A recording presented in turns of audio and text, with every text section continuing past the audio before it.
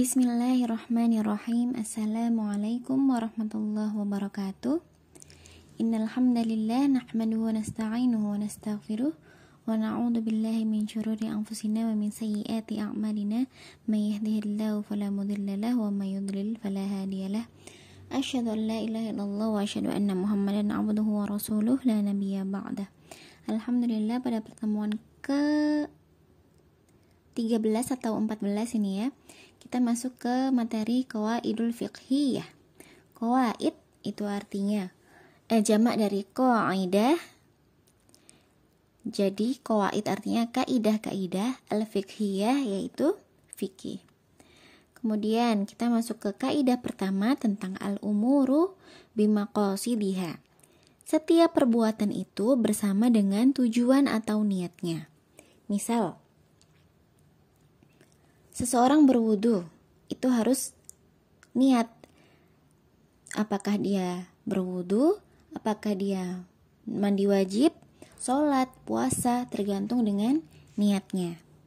Kemudian, ketika seseorang berniat dalam makan, minum untuk menguatkan dalam ibadah, maka akan mendapatkan pahala.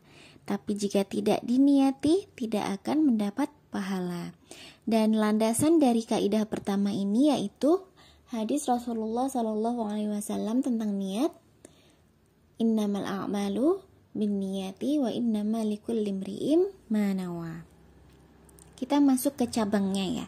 Cabang kaidah pertama tentang al-umuru bimaqasidiha, ada cabang yang pertama yaitu ma yushtaratu fihi ta'yin fal khata' fihi mubtil.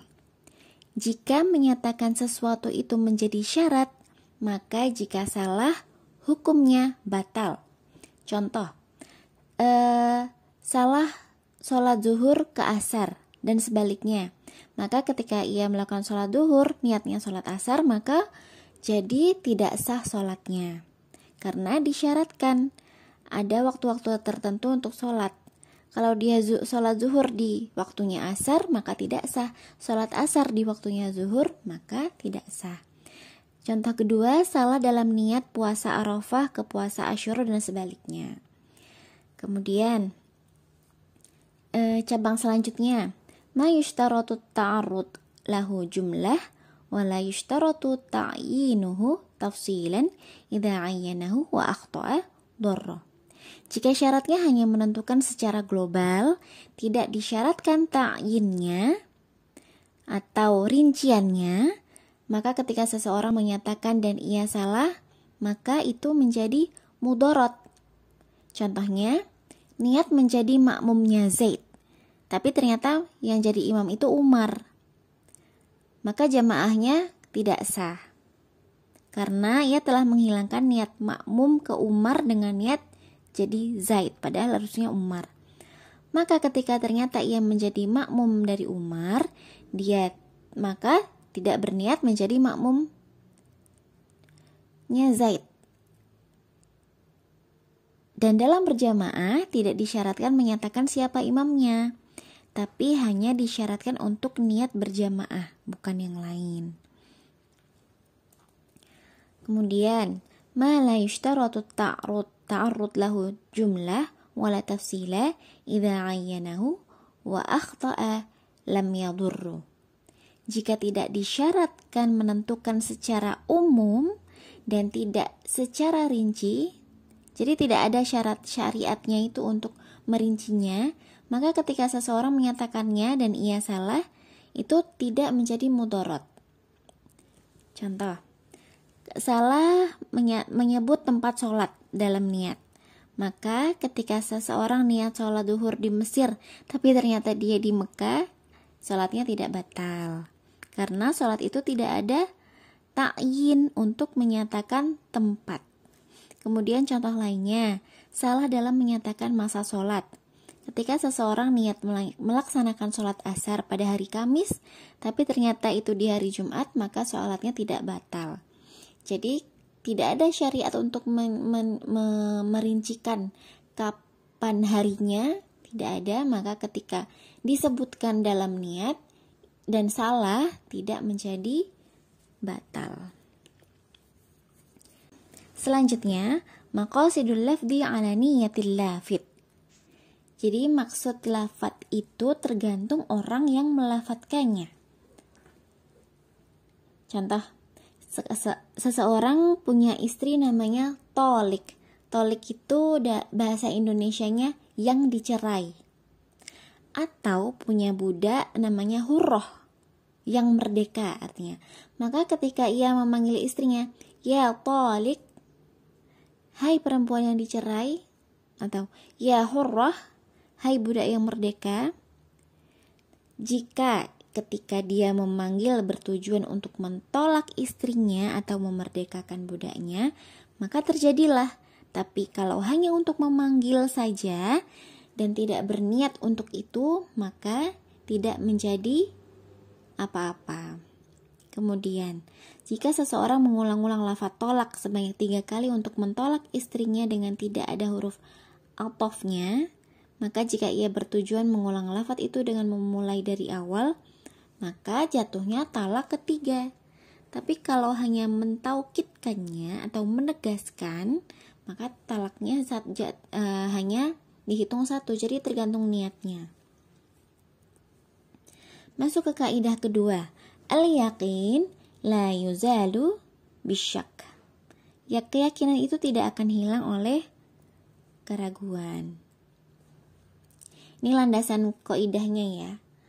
Kalau qauluhu sallallahu alaihi wasallam, idza wajada ahadukum fi batnihi syai'an, ini maksudnya jika salah seorang di antara kamu menemukan dalam sesuatu di perutnya itu misalnya bunyi gitu ya, wa akhraja minhu syai'un la yakhrujanna minal masjid hatta yasma' sawtan aw yajid rihan. Jadi intinya kalau yakin tidak mengeluarkan angin karena perutnya tadi ya yang ada sesuatunya itu, yakin tidak mengeluarkan angin, maka tidak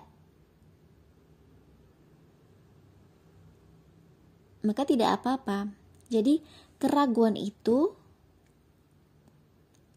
tidak menghapus keyakinan, atau keyakinan tidak dapat dihapus dengan keraguan. Itu adalah landasan dalilnya, landasan kaidahnya dari al-yaqin la yuzalu bisyak. Kemudian cabangnya dari kaidah kedua, al-aslu baqa makana ala makana.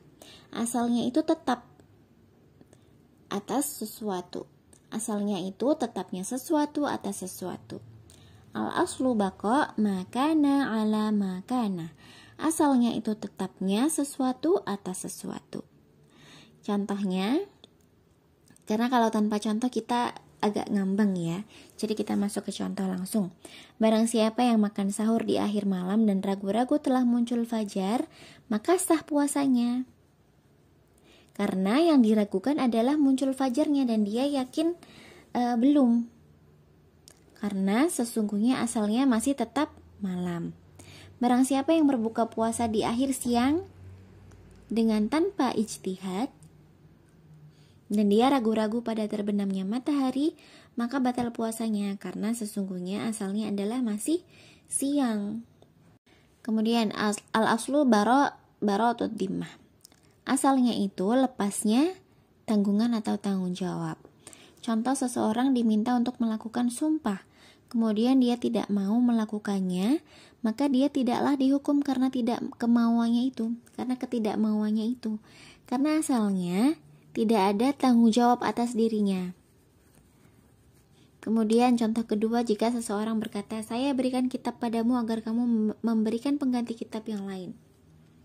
Maka ketika orang yang diberi itu memungkiri atau menolak bahwa tidak ada lafaz memberikan pengganti, maka ucapan yang didengar adalah ucapan yang diberi kitab tadi, karena asalnya adalah bebasnya tanggungan dari yang diberi kitab tadi. Cabang selanjutnya, al-aslu fi kulli wahid taqdirihi bi aqrabi zamanihi. Asalnya sesuatu yang datangnya kemudian, perkiraan hukumnya adalah menghitung pada yang lebih dekat waktu kedatangannya. Contoh, orang yang berwudu di sumur setiap hari untuk melakukan sholat, kemudian ia menemukan bangkai tikus di sumur itu, maka dia tidak wajib mengulangi sholatnya, kecuali jika dia yakin bahwa ia sholat dalam keadaan najis. Tapi kalau yakin itu tidak najis karena tidak berubah warna air, aroma, kemudian rasa, maka dia yakin bahwa dia tidak dalam keadaan najis, maka sholatnya sah. Kedua, orang yang membuka pintu sangkar burung kemudian burung itu langsung terbang, maka ia wajib menggantinya. Tapi jika burung itu diam terlebih dahulu baru kemudian terbang, maka ia tidak wajib menggantinya, karena itu hanya memberikan pilihan kepada si burung. Tapi menurut pendapat ulama, tapi ini termasuk perkataan yang lemah ya, bahwa orang itu tetap wajib mengganti, karena membuka pintu sangkar itulah yang menjadikan burung itu terbang.